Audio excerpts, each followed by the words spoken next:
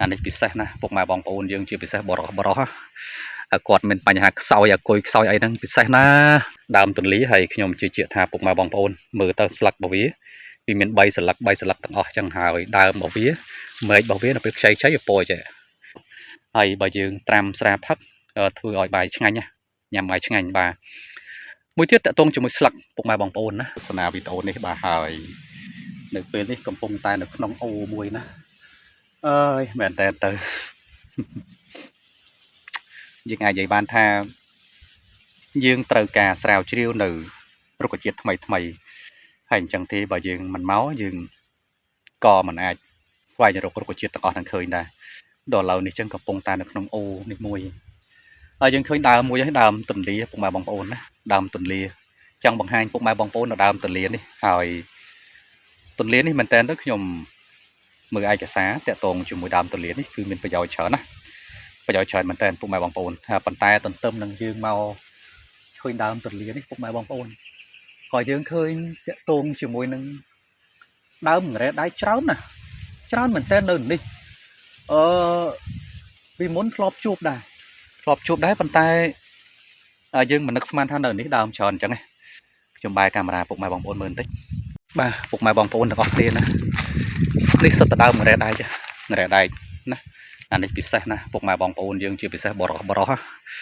គាត់មានបញ្ហាខ្សោយអាគុយខ្សោយអីហ្នឹងពិសេសណាហើយមើលដើមនេះខ្ពស់ដើមខ្លះខ្ពស់ណាដើមខ្លះខ្ពស់មែនតើណាលិចក្បាលយើងទៀតនោះបាទដល់នេះមកដើមមិនអស់ទោះនេះពុកម៉ែបងប្អូនអើយណាហើយច្រើនណាដើមរ៉ែដៃនេះហើយចាំមើលមានពេលណាដែលតនេតិចខ្ញុំមករតែមានពុកម៉ែបងប្អូនយើងពីមុនគាត់ធ្លាប់ពឹងពោយរដែរប៉ុន្តែយើងពិបាករបន្តិចដោយសារនៅលើភ្នំណាពិបាកជីកប៉ុន្តែឥឡូវនេះយើងមកឃើញអូมันពិបាកទេនៅជាប់អូនេះច្រើនណាស់ដើមរ៉ែដៃនេះសិតតាំងរ៉ែដៃក្នុងព្រៃនោះណាសិតតាំងរ៉ែដៃហ្នឹងឥឡូវនេះមកជួបជាមួយដើមទន្លាទាំងអស់គ្នាជាមួយខ្ញុំណាតាក់ទងទន្លានេះមែនតើទៅពីមុនខ្ញុំច្រឡំជាមួយថ្ងាន់អាពីរហ្នឹងគឺប្រហែលគ្នាពុកម៉ែបងប្អូនណាស្លឹកទាំងផ្លែប៉ុន្តែផ្លែថ្ងាន់តូចជាងទេនេះឥឡូវយើងមកមើលជាមួយនឹងស្លឹករបស់ដើមទន្លានេះស្លឹករបស់វាមាន3អញ្ចឹងពុកម៉ែបងប្អូនណាស្លឹក3អញ្ចឹងហើយផ្លែរបស់វានេះផ្លែតូចទេផ្លែធំអីប្រប៉ុនក្រូចណាអាហ្នឹងដើមទន្លាហើយខ្ញុំជឿជាក់ថាពុកម៉ែបងប្អូនមើលទៅស្លឹករបស់វាមាន3ស្លឹកទាំងអស់ចឹងហើយដើមរបស់វាមែករបស់វានៅពេលខ្ចីវាពណ៌ចេះពណ៌ខៀវអញ្ចឹងណាហើយនៅពេលដែលវាចាស់តិចទៅពណ៌អញ្ចេះណាហើយផ្លែមួយចកោមបាទឥឡូវទៅមើលដើមបន្តិចនេះមកគុំនេះដុះនៅកណ្ដាលអូនេះបាទអានេះដើមបាទដើមវាពណ៌សម្បុររបស់ដើមហ្នឹងគឺបាត់នឹងឯងពុកម៉ែបងប្អូនណាហ្នឹងអូខេហើយខ្ញុំក៏នឹងបង្ហាញអត្ថប្រយោជន៍បន្ថែមទៀតណាតើតងដើមទន្លានេះចែកជូនទៅដល់ពុកម៉ែបងប្អូនយើងឃើញថាវាមានប្រយោជន៍ច្រើនណាពុកម៉ែបងប្អូនជាមួយនឹងដើមទន្លានេះដំបូងនេះខ្ញុំសូមបង្ហាញតើតងជាមួយនឹងសបកដើមហើយនឹងឫសបាទនេះសបកហើយនឹងឫសរបស់ដើមទន្លានេះណាអញ្ចឹងយើងឃើញថាយើងអាចយកទៅព្យាបាលទី1តើតងជាមួយសត្វអាសេរពឹសចឹកណាបាទសបកហើយនឹងឫសនេះពីរមុខនឹងផ្សំបញ្ចូលគ្នាហើយក៏យើងអាចប្រើជាថ្នាំជំនួយសរសៃបាទស្ត្រីដែលឆ្លងទន្លេដែរហើយក៏ដូចជាស្ត្រីដែលគាត់រាំងរដូវណាអាហ្នឹងចំពោះសបកដើមហើយនឹងឫសមួយទៀតបាទឫសតទេពុកម៉ែបងប្អូនឫសក្នុងដីបាទឫសតទេនេះពុកម៉ែបងប្អូនយើងអាចយកទៅព្យាបាលឈឺពោះបាទបញ្ចេញខ្ទុះហើយបើយើងត្រាំស្រាផឹកធ្វើឲ្យបាយឆ្ងាញ់ញ៉ាំបាយឆ្ងាញ់បាទ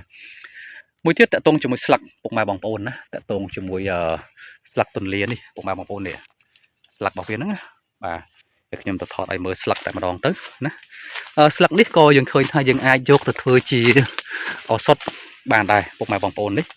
ស្លឹករបស់វាហ្នឹងយើងយកទៅធ្វើឲ្យចេញញើសបាទជួយព្យាបាលគ្រុនហើយបាយបានបញ្ចុះព្រូនបាទហើយឈឺសរសៃបាទត្អើកហើយនឹងជួយបណ្ដេញខ្យល់បាទនៅចំពោះស្លឹកណាផ្កាមកនេះយើងឃើញមានផ្កាទេហើយចំពោះផ្កានេះពុកម៉ែបងប្អូនណាក៏យើងអាចយកទៅធ្វើជាថ្នាំឈឺភ្នែកឈឺកហើយនឹងស្រាវស្រាញដែរហើយចំពោះផ្លែបាទផ្លែនេះពុកម៉ែបងប្អូនណាផ្លែនេះយើងប្រើជាថ្នាំសម្រាប់ទម្លាក់ព្រូនបាទហើយត្រឡប់ទៅក្រោយបន្តិចចំពោះសបកដើមបើសបកដើមតទេណាយើងជួយព្យាបាលត្អើកបាទបណ្ដេញខ្យល់បញ្ចេញញើសបាទរងាប់ពឹសសើស្បែកបាទហើយទម្លាក់គ្រោះតាមផ្លូវនោមក្អួតបាទ ចំពោះសាច់ឈើវិញគឺយើងអាចយកទៅព្យាបាលឬដងបាតបាទហើយខ្លឹមបើសិនជាមានខ្លឹមដើមមានខ្លឹមណាយើងយកទៅព្យាបាលប្រមេះក្របបាទប្រមេះក្របហើយចំពោះរបៀបនៃការប្រើប្រាស់វិញយើងអាចប្រើពី15 8ទៅ15ក្រាមសម្រាប់ដាំទឹកផឹកក្នុងមួយថ្ងៃប៉ុន្តែពុកម៉ែបងប្អូនចំពោះស្លឹកហើយនឹងត្រួយរបស់វានេះវិញគឺសូមប្រើដែលមានការប្រុងប្រយ័ត្នព្រោះវាធ្វើយើងមានធ្វើយើងពុលហើយធ្វើពុលហ្នឹងធ្វើយើងពិបាកដកដង្ហើមលហិតលហៃអីផ្សេងៗហ្នឹងអញ្ចឹង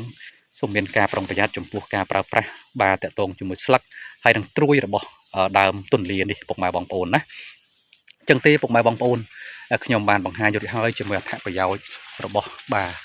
ដើមទុនលានេះចែកជូនទៅដល់ពុកម៉ែបងប្អូនយើងបានដឹងហើយណាហ្នឹងអរគុណហើយពុកម៉ែបងប្អូនយើងដែលបានចំណាយពេលវេលាតាមដានទស្សនាណាហើយដែលខ្ញុំបានបង្ហាញអំពីដើមទលានេះពុកម៉ែបងប្អូនបានឃើញណាបាទមានស្លឹកមានផ្លែមានផ្កាយហ្នឹងហើយខ្ញុំបានបង្ហាញអំពីអត្ថប្រយោជន៍វាចែកជូនទៅដល់ពុកម៉ែបងប្អូនយើងបានដឹងដែរណាអរគុណសម្រាប់ការតាមដានទស្សនាវីដេអូនេះតាំងពីដើមរហូតដល់ចប់ជាចុងក្រោយក៏សូមជម្រាបលាប៉ុណ្ណឹងបាទ